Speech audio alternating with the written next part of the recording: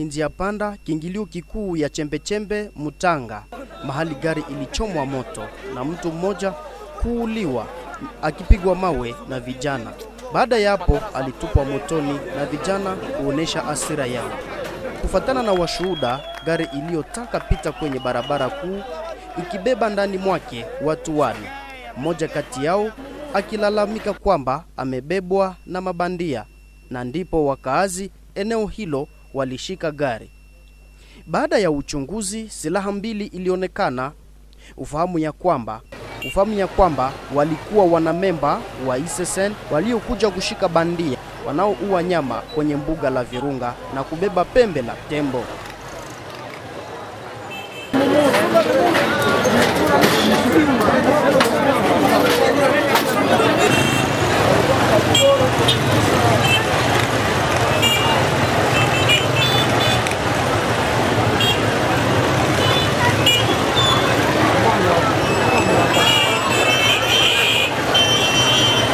Kufuatana na habari la polisi mjini Butembo, mtu aliyeuawa na wakazi ni bandia, ila wachungaji wa ulinzi wa maumbili hawakufariki, ila wameumizwa ni kama vile Rodrigue Mugaruka na chief makamu wa kituo cha mbuga la Virunga.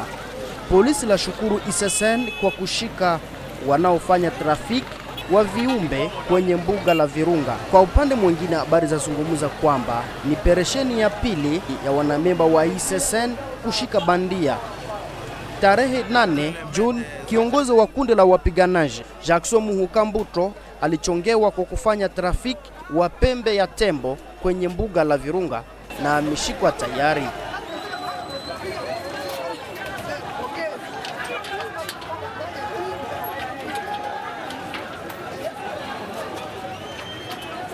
Qu'est-ce qui se passe ici? Vraiment, avant tout, nous allons remercier d'abord la population de Ndiapanda de voir les jeunes surtout. Il y avait un mouvement vraiment qui était déjà au niveau de notre cellule, et à Malo et Mutanga. Dieu merci, il y avait, je peux dire, les bandits qui étaient déjà envahis notre cellule, mais par la grâce de Dieu et la force des hommes, nous avons vraiment prendre ces messieurs. Et il est brûlé déjà. Comment vous avez vu qu'il était bandit? Comment les habitants ont su qu'il était bandit? Bon, on a si en fait des armes, il y avait déjà des armes là-bas, et lui avait maintenant voulu fuir et crépiter même des balles. Alors comme la population est vraiment vaillante, elle a pris cet homme et voir comment ils peuvent le mettre à quarantaine et le brûler. Il était seul? Bon, on l'a brûlé seul, mais ils étaient au nombre de 4, les autres ont déjà fui. Vous parlez quelle langue? La langue n'a pas été bien entendue, mais ce sont les gens qui parlaient un peu le Swahili, mélanger en fait les langues. Et nous ne savons pas si finalement ce sont les gens qui viennent d'où. Où sont les armes? Les armes ont été prises par les gens, les agents de la sécurité. Il y avait 2 armes. Bon, je ne connais pas les armes. Et un mot par rapport à leur tenue, ils étaient habillés en tenue civile ou en tenue militaire? Ils étaient en tenue civile. Donc un a été tué par la population et l'autre a été tué et brûlé dans les camionnettes. Et les deux, nous ne savons pas s'ils sont pour le moment. Alors, et pourtant, il y a des commentaires selon lesquels les 2 autres seraient transportés par les éléments de la police. Est-ce vrai? Bon, avec ces rumeurs, c'est ce que nous avons comme rumeur. Et nous savons que si c'est bien, ils sont transportés par la police. Il a fallu que cette police aussi puisse les juger et leur demander sont de qui pour envahir notre ville. Puisque nous vivons l'état vraiment qui est critique. Et nous ne voulons pas que ça soit chez nous que ça commence. Tu as parlé, tu dis que tu as... En Japon, oui, il y a eu un événement malheureux perpétré. Chose est vraie, il y a des gardes de parc qui ont quitté Mouchora, qui sont reconnus officiellement avec un nom de monsieur bien établi. Ils sont arrivés à Butembo.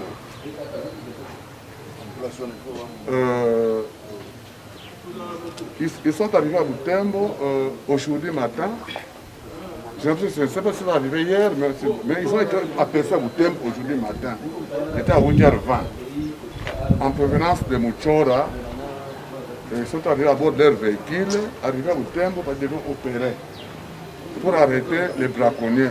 Parce que les arrêter les gens qui font les ivoires d'éléphants. Malheureusement, ils ont mal procédé. Ils sont arrivés à Butembo, ils ont loué une voiture. Dans cette voiture, il y avait des armes pour opérer. Mais sans informer les maires de ville, sans informer les commandants de ville, ni même la NER. Ils ont opéré, bien qu'ils étaient en ordre. Mais je ne sais pas ce qui est arrivé dans la voiture. Il y avait quelqu'un qui criait qu'il est kidnappé. Parce que cet homme-là, c'est la personne présumée qui devait montrer à l'endroit où on devait vendre donc le civoir, le point de civoir. Au moment où la personne criait au secours, il y a les gens de Japon, les gens qui ont remarqué. Ils sont allés secourir les garçons. Aussitôt arrivé, Dieu aidant aussi, il y avait quelques roulades qui étaient sur le lieu. Dieu aidant. Ils étaient sur le lieu même, sans armes. Ils ont commencé à fouiller les véhicules. Ils ont remarqué d'abord une arme. C'est ça qui a fait monter la tension d'un cran. On a remarqué encore une deuxième arme. Là, à ce moment-là, quelqu'un voulait fuir. On a attrapé un garçon. On a commencé à le lyncher. On l'a abattu sur le lieu. Le roulage des éléments de la peine qui était sur le lieu, on vit qu'il fallait quand même protéger la personne. Déjà plus, cette arme-là, il a tiré des coups de balle pour disperser. Il a payé rapidement l'intervention. C'est pourquoi d'autres personnes ont eu la vie forte. Avec les armes que nos éléments ont utilisées pour disperser les gens, c'est ça qui a fait que les responsables, les chefs d'équipe, d'abord c'est un grand responsable. C'est un grand responsable. C'est lui le numéro 2 chargé d'opération d'ailleurs. Mais c'est la procédure qui était mauvaise. Il fallait que tout le monde nous informe. Et vous venez opérer dans une zone opérationnelle, dans un état de siège, dans la voiture, avec 2 armes, en tenue civile encore. Là, il y a des gens en dos.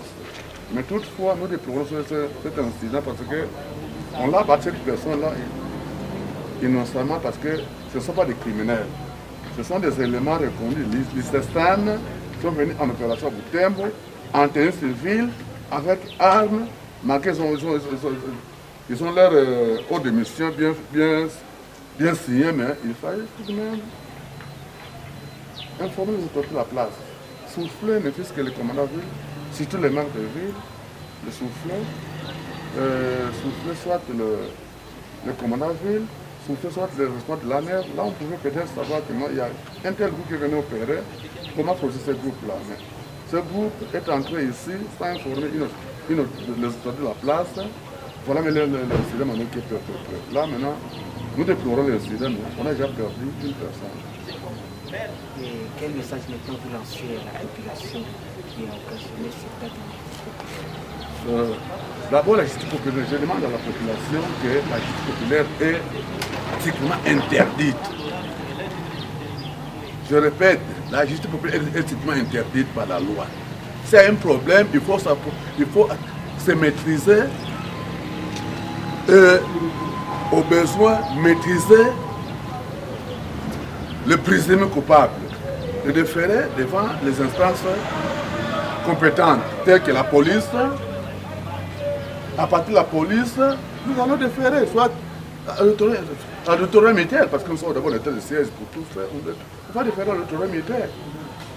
Mais de te rendre justice toi-même, là c'est une infraction.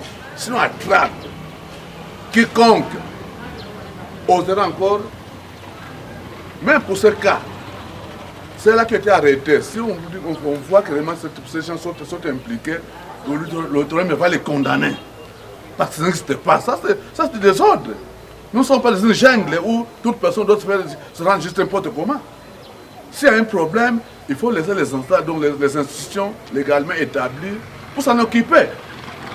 La population peut aider les services de sécurité, c'est bien. Mais non pour se rendre justice. Quand on commence à tuer les gens comme ça, là on verra qu'il n'y a pas d'autorité. Là ce n'est pas gay. Nous ne sommes pas d'accord avec cette attitude. C'est ainsi que je demande à tous les chefs de quartier, à tous les chefs de s'impliquer, de commencer à éduquer la masse, de fuiter la justice populaire. C'est strictement interdit. Et il y a des personnes qui ont été arrêtées, mon colonel. Il y a quelques personnes, oui, ils ont arrêté quelques personnes, mais on va mener les enquêtes. Enfin, dans la foulée, quand c'est arrivé, les éléments, il est vrai qu'on a arrêté d'autres personnes, mais il faut nécessairement que la justice fasse son travail pour déterminer la culpabilité de chacun. Et la personne décédée, c'est l'un des agents de l'ICSN ou c'est celle qui prétendait être kidnappée? Pour moi, il est présumé être un agent de l'ICSN.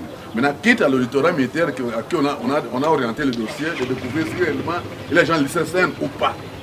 Ce n'est pas mon niveau maintenant de déterminer parce que